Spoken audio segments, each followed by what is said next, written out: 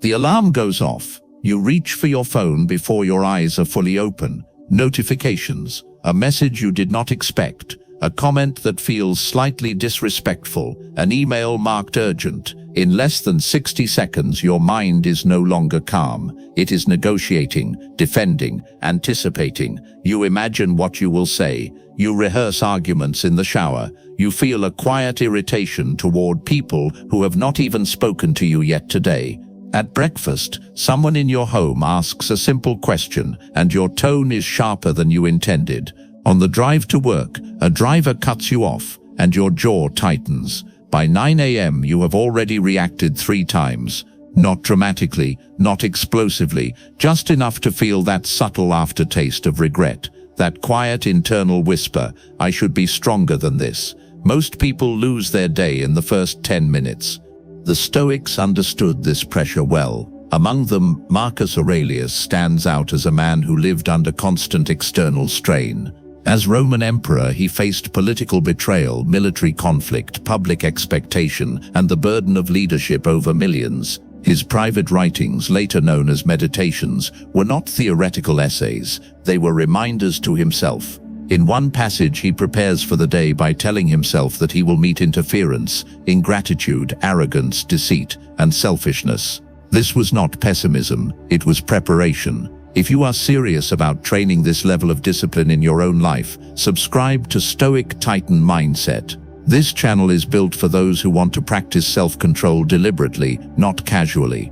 From Marcus's preparation emerges the first habit of the 7-minute Stoic morning reset: pre-conflict visualization. Before you speak to anyone, before you respond to a message, you sit for 2 quiet minutes and deliberately imagine the friction you are likely to encounter today. A colleague who interrupts, a client who delays payment, a family member who misunderstands you. You do not dramatize it, you do not create catastrophe. You calmly picture the interaction and your initial emotional reaction. Then you picture your chosen response.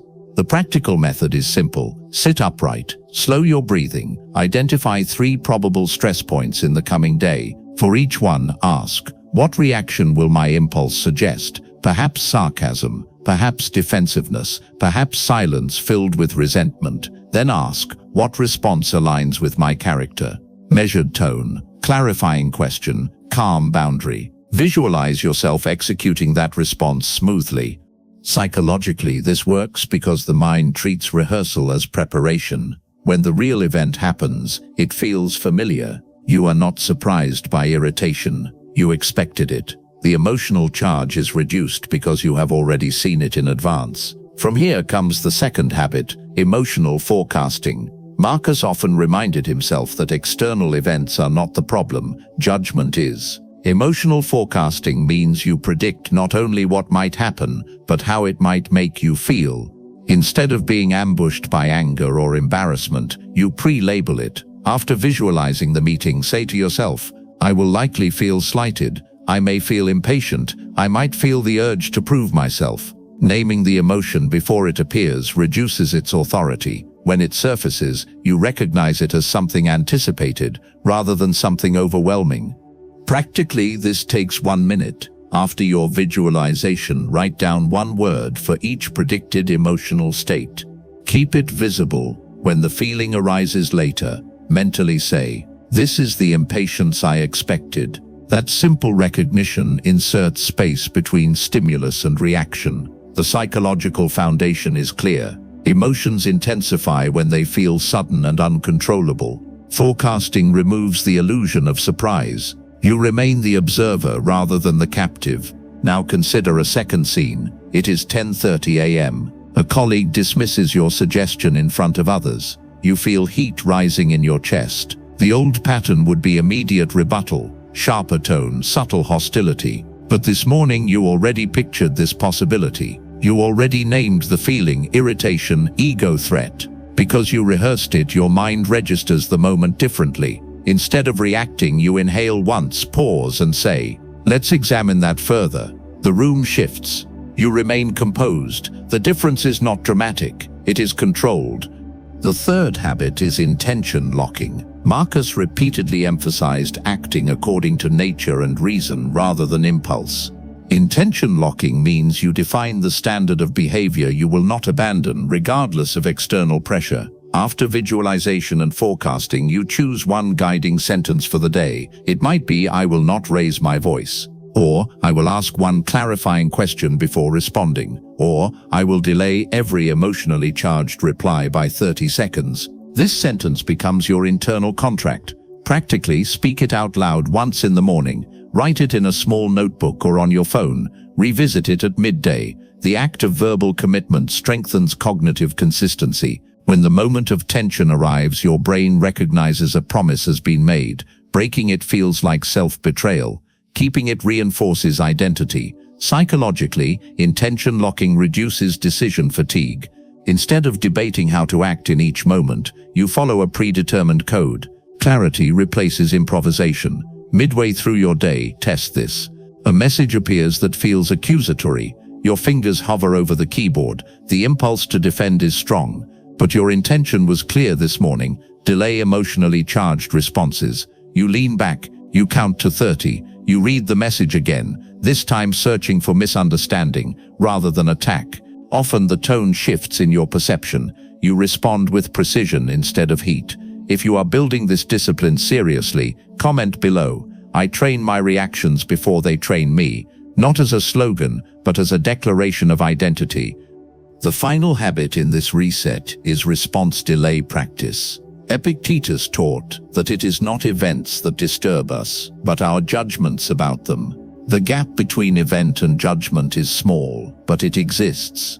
Response delay practice is the deliberate expansion of that gap. In the morning, rehearse a physical cue. It could be a single breath. It could be placing your tongue on the roof of your mouth to prevent immediate speech. It could be unclenching your hands. Associate this cue with pause. Throughout the day, whenever you feel emotional acceleration, execute the cue before speaking or typing. Even a 3-second delay changes the trajectory of a conversation. It allows reason to catch up with instinct. Practically, you can train this during low-stakes moments. When someone makes a minor comment, pause anyway. When reading a neutral email, wait before replying. You are strengthening the muscle of restraint. By the time real pressure appears, the habit is established. Psychologically, delay weakens emotional momentum. Most reactive behavior happens in the first few seconds. If you interrupt that window, the intensity naturally declines. You realize that the urge to react is temporary. You experience it as a wave rather than a command. Over time, the transformation is subtle but powerful. Mornings feel quieter, interactions feel less adversarial. You stop replaying conversations at night with regret. You begin to trust yourself under pressure. Others sense the difference. They may not articulate it, but they recognize steadiness. This is not about suppressing emotion, it is about governing it. Marcus Aurelius did not eliminate difficulty from his life. He faced war, plague, political intrigue, yet his private reflections reveal a man training his mind each morning to meet adversity without surrendering his character. You can do the same in 7 minutes. 2 minutes of pre-conflict visualization, 1 minute of emotional forecasting, 2 minutes of intention locking, 2 minutes of response delay rehearsal, 7 minutes that determine the quality of the next 12 hours.